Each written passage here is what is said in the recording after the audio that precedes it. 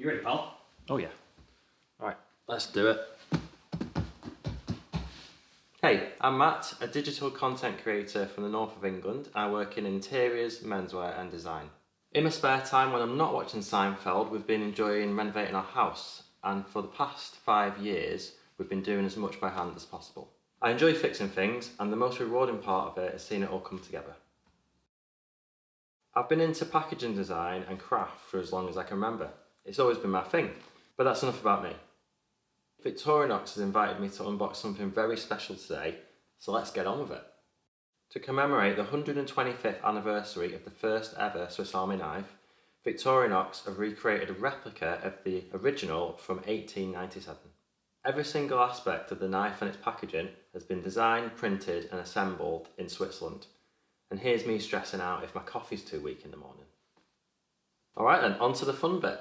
The concept of the packaging has been designed to bridge the gap between the past and the future.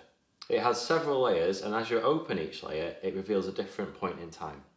So you start with the past, you open more and you're in the present, reveal a little more and you're off to the future. The design itself is centred around preserving the knife for the next 125 years. Inside is this very swish, handy-dandy time capsule, which Victorinox has created to reflect their explorer attitude. Probably as close to an expedition as I'll ever get. The product itself has been built to be used over and over again, so I do dig that the box has a nice tactile feel to it. Personally, I see this representing the brand's commitment to innovation. When Victorinox first created the Swiss Army knife, they effectively invented an attitude. It's the idea of always being prepared, fixing things instead of throwing them away, and always being open to adventure and exploration. The Swiss Army knife has become a part of people's everyday life, and an icon when it comes to product design. You'll find it in design museums all around the world, including the MoMA in New York. And for me, it's a testament how something so small can have such a big impact.